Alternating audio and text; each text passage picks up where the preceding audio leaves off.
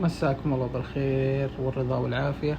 أخذت لي قيلولة بسيطة، صحيت لقيت نقطة همزة، رسائل كثير واللي نقطة واللي همزة واللي بس كثير منهم وين الموضوع وين الموضوع، تقول اليوم تتكلم عن الموضوع الحين إن شاء الله. أبشر إن شاء الله بإذن الله الحين. بس الجو كان حار يعني درجة الحرارة كانت ما أدري كم، كيفات ما تبرد، فالحين نتكلم الحين إن شاء الله. السلام عليكم ورحمة الله وبركاته مرة أخرى. راح نبدأ الموضوع الآن بإذن الله، ولكن قبل أن نبدأ الموضوع تعليق مهم جدا بخصوص اللي يقول لي لابس رمادي دائما تلبس رمادي، لبست لك أسود. والثاني اللي يقول ما تقفل الزرار، قفلت زرار. يا ليت تنتبه للنقطة هذه عشان ما تعلق مرة أخرى. يلا نبدأ الموضوع. بسم الله الرحمن الرحيم. نتكلم اليوم عن الشخير. قلنا اللي خلاني أتكلم عن الموضوع هذا وردت استفسارات بشكل كبير جدا عن مواضيع مثل الشخير وفقدان حاسة الشم، وحاليا ارتبطت فقدان حاسة الشم بموضوع كورونا، فبدأوا الناس يفكرون فيها بشكل كبير جدا. وإيش هو الشخير؟ هي أصوات تصدر من الإنسان أثناء النوم. عشان نسميها شخير فقط إن ما تكون مرتبطة بأصوات وهو قايم غالبا، وهو ما هو نايم. في الأوقات العادية يكون طبيعي جدا، أوقات النوم تظهر هذه الأصوات. في كثير من الأحيان هو ما يعرف الإنسان أنه يشخر، ولكن يشتكون منه الناس اللي ينامون معه في نفس الغرفة. الأزواج يشتكون من بعض في نفس الغرفة، فيكون هذا هو العلامة اللي تبين عند الإنسان شخير. بشكل عام الشخير منتشر لدى الرجال أكثر من النساء. تقريبا في إحصائيات تقول أن 40% من الرجال يشتكون من الشخير، وتقريبا 20% من النساء يشتكون من الشخير. الشخير بحد ذاته إذا كان ما هو مرتبط بأعراض أو مشاكل تؤدي إلى نقص الأكسجين، مثل انقطاع النفس أثناء النوم، مثل عدم الشعور بكفاية النوم، تقوم مرهق، هنا نقدر نقول أنه مشكلة كبيرة جدا. غير كذا الإنسان يقدر يعيش معه طبيعي، خصوصا إذا كانوا الناس اللي ينامون معه بالغرفة ما يعلقون على الموضوع، ما هم متضايقين من هذا الموضوع. طيب كيف يصير أو كيف يحدث الشخير؟ ليش الصوت هذا يطلع عندي بالليل ما يطلع عندي بالنهار؟ إذا وخصوصا عند النوم، يعني أنا أقصد إذا نام الشخص يظهر عنده الصوت، إذا ما كان نايم ما يظهر عنده الصوت.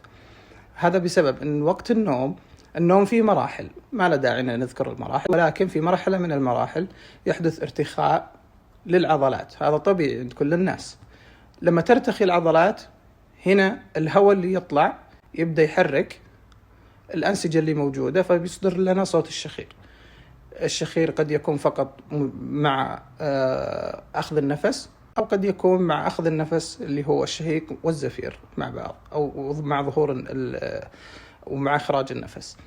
أسبابه تبدأ من الأنف وتنتهي بالحنجرة، لذلك إحنا قاعدين نتكلم الآن عن جهاز التنفس العلوي. طيب إيش المشاكل اللي بالأنف اللي ممكن أنها تؤدي إلى الشخير أو تزيد من احتمالية وجود الشخير؟ انحراف الحاجز الأنفي المسبب لانسداد الأنف.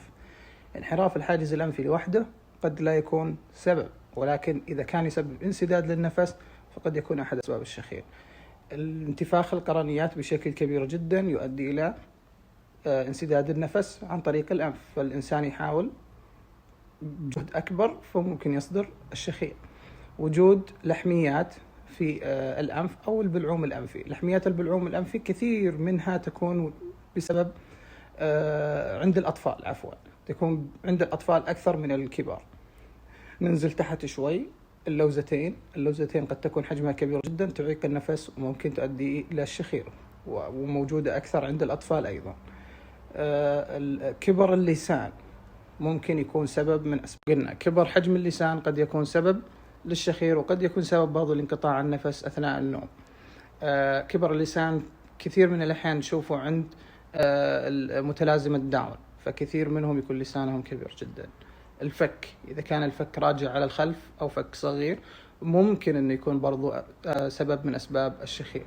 وجود أورام في مجرى التنفس ممكن تكون أيضا سبب من أسباب الشخير. فهذه تقريبا أسباب متداولة بشكل كبير جدا، أو مكتوبة في الكتب بشكل كبير عن أسباب قد تؤدي إلى الشخير. ما ننسى أيضا مشاكل الموجودة في الحنجرة والقصبة الهوائية. تضيق الحنجرة، تضيق القصبة الهوائية، كبر لسان المزمار أيضا قد تكون من أسباب الشخير. ما ننسى الرقبة أيضا. الرقبة كل ما كانت أقصر وأعرض كل ما كان الإنسان معرض أنه يكون عنده شخير أكثر من غيره. أحد الأسباب المهمة أيضا موضوع السمنة الزائدة. السمنة الزائدة من أهم العوامل تسبب الشخير، فما ننساها ونخليها على البال. ليش؟ لأن لما نجي لطرق العلاج راح نتكلم عنها مرة أخرى. نجي الآن للتشخيص والعلاج. التشخيص يبدأ بالتاريخ المرضي. التاريخ المرضي مهم جدا. غالبا المريض ما يقدر يتكلم عن التاريخ المرضي. ليش؟ لأنه وقتها يكون نايم، فما يقدر يوصف لك الشخير. فاللي يكون معه في الغرفة لازم يكون معه بالعيادة، أو على الأقل يقول له كل التفاصيل. هل الشخير مصحوب بانقطاع في النفس؟ هل الشخير يزود فترات وينقص فترات؟ هل الشخير مستمر طول الوقت؟ قوة الشخير. فهذه ضرورية جدا أنها تكون من المعلومات اللي يصرح فيها إلى الطبيب. ما له داعي ننتظر لحد ما تظهر لنا مشاكل. إذا كنت تعاني من الشخير وكان هذا الشخير يضايق الأشخاص اللي حولك، خصوصا الزوجات أو حتى الأزواج، أو حتى إخوانك تنام معهم بنفس الغرفة واشتكوا من الموضوع هذا، فالأفضل أنك تشوف موضوع. ليش أنا قلت الموضوع هذا بخصوص اللي هو أوقات الشخير؟ في بعض المرات يكون الإنسان مصاب مثلا حساسية الجيوب الأنفية، فوقت اشتداد الحساسية يصير عنده الشخير. لما يروح الشخير، فهنا ما نعالج إلا الحساسية فقط. ما له داعي نشوف أي أشياء أخرى حتى لو كانت موجودة، حتى لو كانت رقبته قصيرة، حتى لو كان سمين، حتى لو كان فقد تكون مرتبطة بالزكام. مثلا واحد زكم بدأ يشخر بالليل، فنعالج الزكام ما نعالج الشخير. فلازم التاريخ المرضي نعرف فيه إيش بالضبط صار وقتها، وهل هو متقطع أو دائم.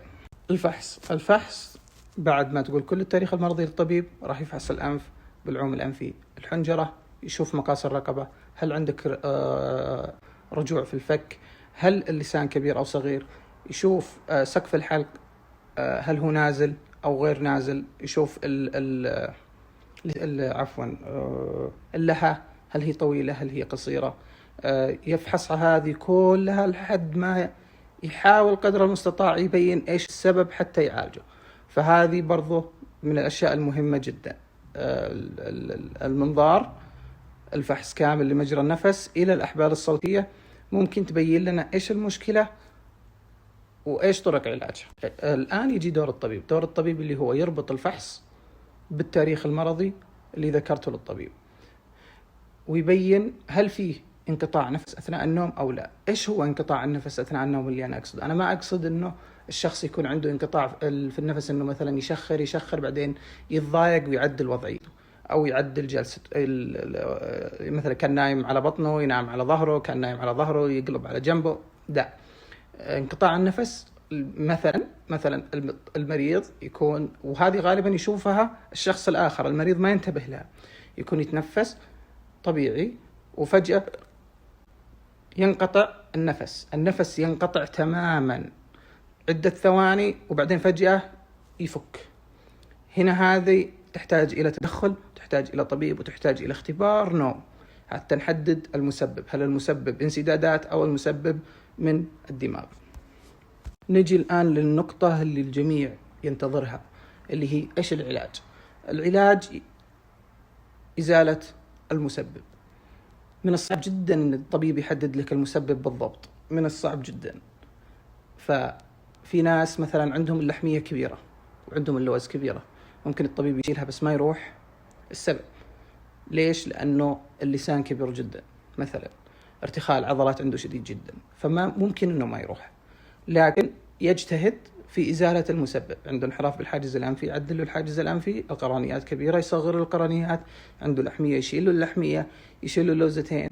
يشوف حجم اللسان ممكن يحتاج إلى تصغير للسان أو شد للسان، ممكن يحتاج يحوله على طبيب جراحة الوجه والفكين حتى يقدم له الفك ويصير نفس أفضل، ممكن يعدل له اللهاء أو يصغر له اللهاء ويصغر له سقف الحلق بحد معين. فكلها خيارات مطروحة، ولكن هل هي نقطة مهمة جدا تكلمنا عنها قبل شوي، واللي هي قد تكون أحد مسببات الشخير، اللي هي السمنة. السمنة سبب مهم وعامل رئيسي، وهي العلاج الأول اللي احنا نوصي فيه. فنقول للمريض نقص وزنك، نقص وزنك إن شاء الله ترتاح. طبعا أنت بتنقص وزنك لأسباب ثانية أيضا كثيرة جدا، راح تحمي نفسك من مشاكل كثيرة جدا بسبب السمنة الكل عارفها. فبرضه ممكن أنك تبدأ بنقصان الوزن إذا ما نفعت تلجأ للخيارات الجراحية الأخرى اللي ذكرتها، سواء تبدأ من تعديل الحاجز الأنفي، تصغير القرنيات، إزالة اللحمية، إزالة اللوزتين. ولكن قد نبدأ بالأمور هذه. ليش نبدأ جراحيا؟ إذا كان في سبب كبير جدا، لحمية كبيرة مرة، انحراف بالحاجز الأنفي شديد جدا، اللوزتين حجمها كبير جدا، قد تكون سبب. فنبدأ فيها قبل السمنة، ونطرح الخيار للمريض هذا أن السمنة ضرورية جدا أنها تنزل، لأنها تساعد في الموضوع هذا. الآن تكلمنا عن نقصان الوزن وإزالة المسبب اللي هي الانسدادات بداية من الأنف إلى الحنجرة. في بعض المرات تعديل سقف الحلق قد يؤدي إلى مشاكل أخرى، لذلك بعض الجراحين يحاول يتجنبها قدر المستطاع، إلا في الحالات الصعبة جدا أو الحالات اللي عندهم الشخير خلاص أنا ما عندي أي خيار آخر إلا أني أعدل في جزء سقف الحلق اللي هو يتحرك بسهولة وممكن يسبب الشخير. فهذه الأسباب. تكلمنا عن التاريخ المرضي، الفحص، طرق العلاج المتوفرة، وأعيد وأكرر أنا قاعد أتكلم عن الشخير بدون انقطاع النفس. هذه طرق العلاج اللي بدون انقطاع النفس، في جزء منها متعلق بانقطاع النفس ولكن برضو هو تابع للشخير. فعشان ما تلخبطون مع انقطاع النفس، الموضوع قد يتغير قليلا، قد نحتاج إلى أجهزة للتنفس، قد نحتاج إلى أنبوبة رغامية. ممتاز. وبكذا نكون وصلنا إلى نهاية موضوعنا. حاولت أني أختصر، ولكن في ناس طلبوا الاختصار وفي ناس برضو طلبوا التفصيل.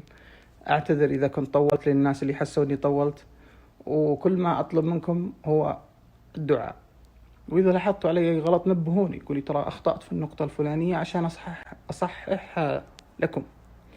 أتمنى الفائدة للجميع إن شاء الله، وما ترون باس. وبإذن الله الأسبوع القادم نتكلم عن موضوع جديد بأمر الله تعالى. إذا عندكم مواضيع حابين أن نتكلم عنها راسلوني عليها أو اطلبوها مني. أنا وعدت أشخاص بمواضيع معينة بإذن الله راح نتكلم عليها خلال الأيام القادمة بأمر الله تعالى. ألف شكر استماعكم. مع السلامة.